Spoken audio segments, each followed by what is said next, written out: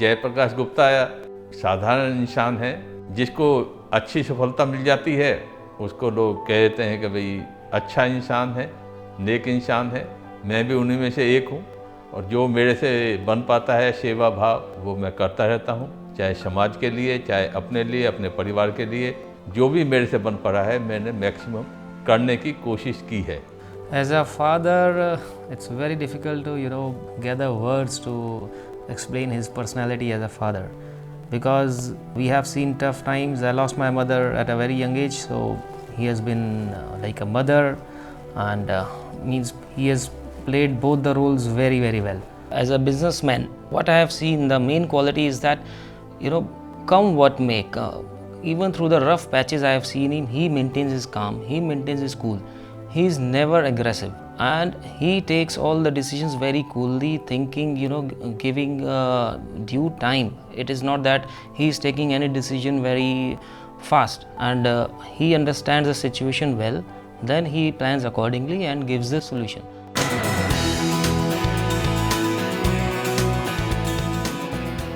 ऐसा है कि मेरा जन्म फरीदाबाद शहर में हुआ है। एक छोटे सा स्कूल है, सरकारी स्कूल में, उसमें हम पढ़े थे। उसके पढ़ने के बाद में हायर सेकेंडरी की। हायर सेकेंडरी NIT के अंदर स्कूल है, उसके अंदर किया था। HD कॉलेज पलवल से ग्रेजुएशन की है। उसके करने के बाद ही मैं अपने पुराने काम, जो पिताजी ने कहीं नौकरी करके किया था, मेहंदी का काम मैं अपने भाइयों के साथ मिलकर काम किया है। 68 में कॉलेज छोड़ा है, 68 से ही मैं मेहंदी का काम कर रहा हूँ। और मेहंदी के काम के अंदर भी बहुत अच्छी सफलताएं हमें मिली हैं। जो गवर्नमेंट के टेंडर भी लिए हैं, हम अल्जीरिया गवर्नमेंट से टेंडर लिया, जो कि अपने आप में एक 76-77 में बहुत ज़्यादा अहमियत रखता था। और गवर्नमेंट ने ये कहा था कि ये पब्लिश करना है। हमने उनसे रिक्वेस्ट की थी, ये पब्लिश करोगे तो हम ऑर्डर फिल नहीं कर सकते। वजह क्या है कि लोग स्टॉकिस्टों के हाथ में चला जाएगा। तो उन्होंने हमारी रिक्वेस्ट मान ली। हमने उस साल वो फुलफिल भी किया। उसके साथ में रशिया और भी कंट्रियों को माल, फ्रांस को हमने माल सप्लाई किया। और ये मेहंदी का है। इसके बाद में 82-83 में काली मेहंदी में लगे, जो 84 से हमने काफ़ी अच्छी लॉन्च की है। जो आज की क्वालिटी के ऊपर ध्यान रखते हुए हमने 86-87 में IS मार्क लिया। उस टाइम IS मार्क था, इंडियन स्टैंडर्ड इंस्टीट्यूट था। अब BIS हो गया है, जब से हम रेगुलर चले आ रहे हैं। हमने दूसरी फर्म का नहीं लिया था, एक बार BSI नहीं लिया, तो हमने उसका भी कलर मेड का BSI ले लिया है, जो हमें अभी पिछले महीने मिला है।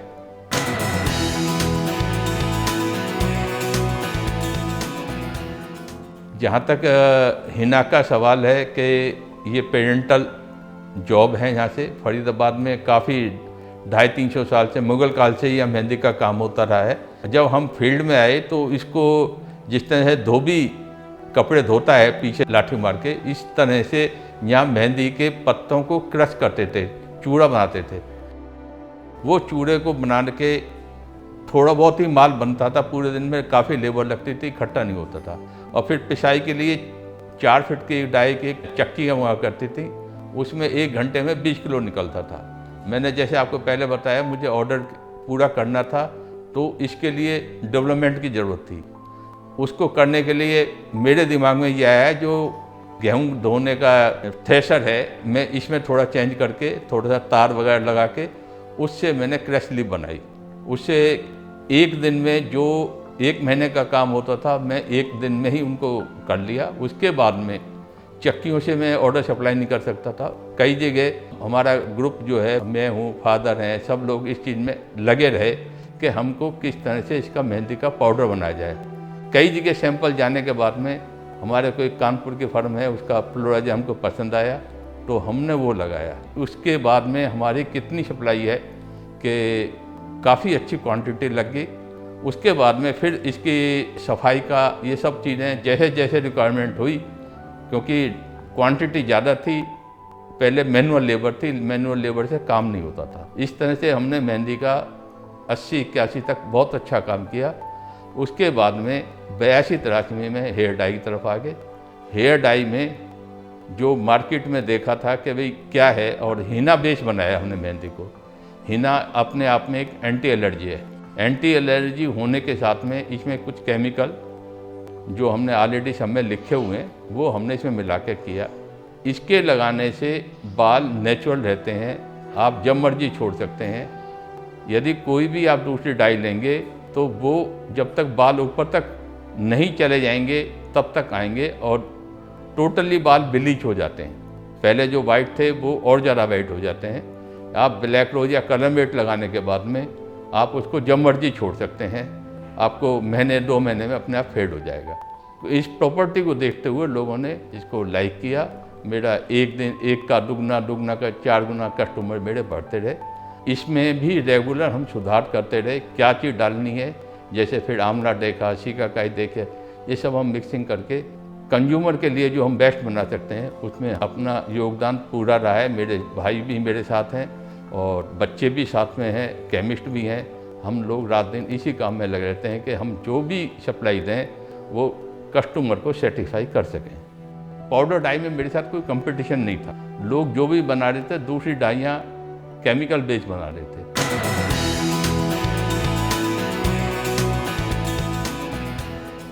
ब्रांड ऐसे बनाया कि जब मैंने शुरू में सोचा था तो मैंने बहुत नाम सोचे कि क्या करना है। सिल्की भी रखा, ये भी रखा, हेयर से कनेक्टेड रखा। फिर मेरे को ख्याल आया कि भाई ये रोज़ जो है ब्लैक रोज ये रेयर मिलता है। आप कहीं भी देखेंगे ब्लैक रोज रेयर मिलता है।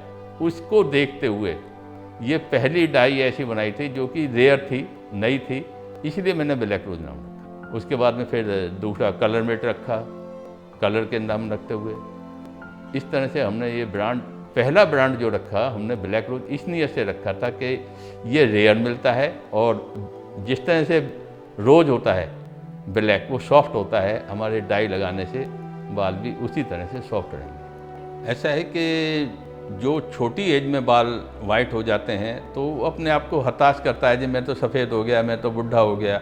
इसके लगाने से एक तो अपने आप को फिटनेस आती है, परफेक्ट लगता है। आप जैसे भी डिफेंस में भी जाते हैं, कहीं भी जाते हैं, जितने आप ऊपर से नीचे तक टिप टॉप रहेंगे तो आपको उतनी ही एनर्जी मिलेगी। तो इस एंगल से, और आज फैशन की दुनिया है, कोई भी आदमी ऐसा नहीं रहना चाहता।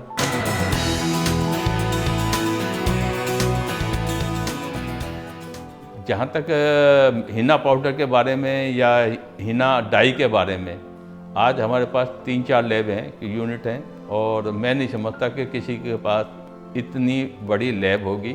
मैं खुद अपने आप में एनालाइज BSc की हुई है मैंने, तो ये शुरू में जब BSI मार्क लिया था तो टेस्टिंग मैं खुद अपने आप करता रहा। और जो BSI की बुक्स हैं और इंटरनेशनल जो बुक हैं उनको पढ़ते हुए जितना भी हमसे टेस्टिंग के लिए इक्विपमेंट चाहिए तो हम वो बढ़ाते रहे। आज हमारा अच्छा लैब है, अच्छे केमिस्ट हैं जो उनको चेक करते हैं और हर लॉट हम चेक करके ही मार्केट में देते हैं। हम जो भी प्रोडक्ट बना रहे हैं वो ये सोच के बनाते हैं कि भाई इंसान को किसी वजह से कोई भी हार्मफुल नहीं होना चाहिए। मार्केट में बहुत प्रोडक्ट हैं हमारे साथ की जो उस क्वालिटी के नहीं हैं, वो कहते हैं कोई बात नहीं, हमें तो पैसा चाहिए, इन्फीरियर क्वालिटी लगा रहे हैं। हम लोग उससे बिल्कुल ही कतई समझौता नहीं करेंगे। हमारे और भी जो प्रोडक्ट हैं, तेल मिल में बना रहे हैं, वहाँ भी हम सरसों का तेल निकालते हैं, तो वहाँ हम कभी भी हम समझौता नहीं करते। आज 1955 से हमारे फादर के नाम से तेल मिल चल रही है, उसको भी देख रहे हैं। आज हम उसी पैटर्न पे के शुद्धता के ऊपर हम काम करते हैं।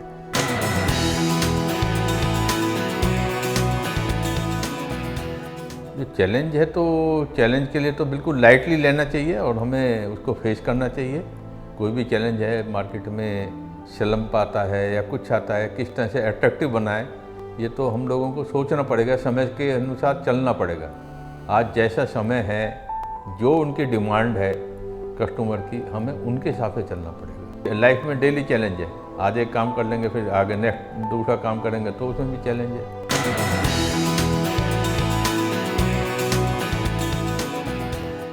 30-35 साल हो गए लॉन्च क्लब के माध्यम से, और अपने अग्रवाल समाज से हम धर्मशालाएं हैं वो मेंटेन करते हैं। उसके साथ में आर्टिफिशियल लिम्स वगैरह के भी कैंप लगाए हैं और लगाते रहे हैं, ब्लड डोनेशन के लगाए हैं। इस तरह से समाज में कैसे भी आज की ज़रूरत है, कहीं फ्लड आता है, यहाँ जमुना के पास हमारे कई बार फ्लड आया, तो हम अपनी क्लब के माध्यम से बाकायदा उनको खाने का, रहने का पूरी व्यवस्था हम करते हैं। जहाँ भी जैसे कोई आती है, अर्थक्वेक आया तो उसमें भी दिए, जहाँ भी कोई ऐसी दुर्घटना हो जाती है, चाहे अभी चेन्नई में हुआ है तो हमारी क्लब के माध्यम से काफ़ी पैसा जाता है। कश्मीर में हुआ था तो भी हम लोगों ने काफ़ी अपने उसमें दिया।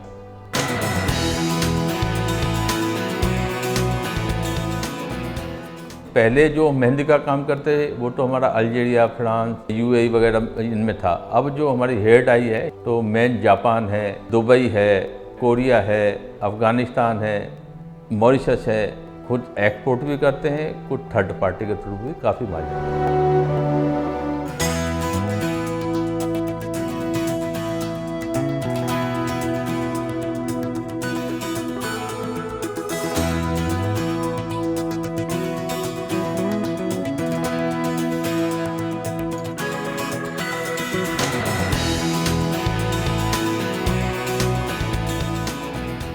टर्निंग पॉइंट में जो मेरा टर्निंग पॉइंट आया वो 79-80 के आसपास आया है।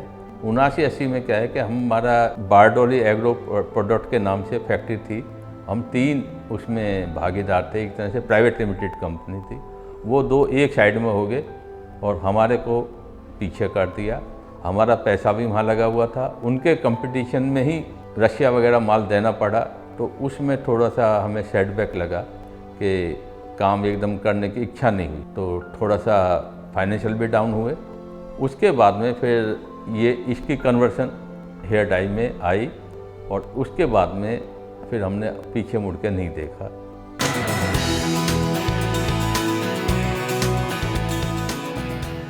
स्कूल और कॉलेज का ऐसा है कि हमारी माताजी पढ़ी हुई नहीं थी, तो दिमाग में ये आया कि जैसे माताजी नहीं पढ़ी हुई हैं तो इसलिए हमें कोई स्कूल बनाना चाहिए उनके नाम से, जिसमें हम जो उनकी कमी थी हम बच्चों को एजुकेशन दे सकें। तो हमने विद्या संस्कार, विद्या हमारी माताजी का नाम था, विद्या संस्कार कैम्ब्रिज से एफिलेटेड स्कूल हमने यहाँ बनाया। फरीदाबाद में पहला है और कोई है नहीं, और एनसीआर में भी पहला या दूसरा नंबर है हमारा स्कूल का। उसके साथ में फिर मेरे लड़के ने सोचा कि भाई ये बना है तो आगे और बढ़ा जाए, तो उन्होंने कॉलेज के लिए शुरुआत की। तो कॉलेज वो जेबी नॉलेज पार्क के नाम से बना दिया। तो जे मेरा हो गया, बी वाइफ का नाम है विमला, इस तरह से जेबी नॉलेज पार्क की नींव रखी। वो आज 5 या 6 साल जा रहा है। तो हम बच्चों को अच्छी शिक्षा देने की कोशिश करते हैं। काफ़ी बच्चे निकले भी हैं हमारे, अपने मेरिट में भी आ रहे हैं, कोई 3rd आ रहा है, कोई 2nd आ रहा है, कभी 1st भी आए हैं। इस तरह से हमारा एजुकेशन की तरफ रुझान हुआ। जहाँ तक ज़िंदगी का सवाल है, ज़िंदगी मतलब ही जीने का नाम ज़िंदगी है। यदि आप हंस के जिएंगे तो सफ़र आराम से कट जाएगा, यदि कोई मानसिक दबाव में लेंगे तो ज़िंदगी बोझल हो जाएगी। इसलिए मेरा तो यह है कि जिसको जीना है, जिंदा दिल होकर जीना है। कोई भी समस्या है उससे घबराना नहीं है, उसको फेस करके आगे चलना है, तो ज़िंदगी सफल रहेगी।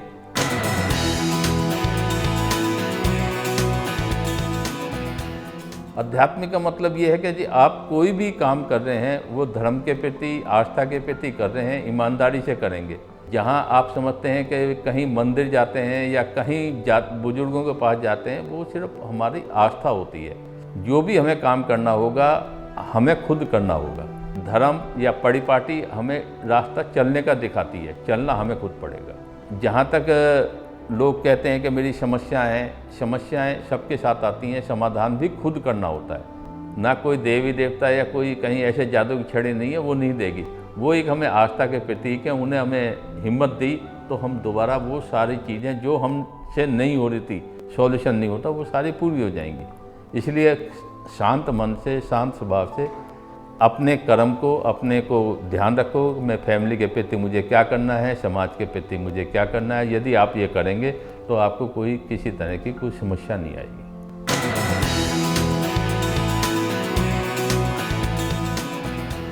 इंडियन स्टोरी के व्यूवर्स के लिए मैं यही कहूँगा कि कोई भी काम करना है उसको ईमानदारी और अपना समझ के करें। कहीं आप सर्विस भी कर रहे हैं तो आप उसको एज ए नौकरी ना करें। आप जहाँ भी मालिक की जगह आप हैं, एक छोटा सा बेलदार भी होता है, जब वो काम करता है परमिशन में, उसको एज ए मालिक करना चाहिए, ना कि ये समझ के कर नौकर। तो जब वो इस भावना से रखेगा, उसके काम में तरक्की आएगी, तो बहुत जल्दी वो बेलदार से मिस्त्री बन जाएगा, मिस्त्री से ठेकेदार बन जाएगा। तो मैं तो व्यूअर्स को यही कहूँगा कि जो भी काम करें अपनी लगन और मेहनत से, ईमानदारी से करें।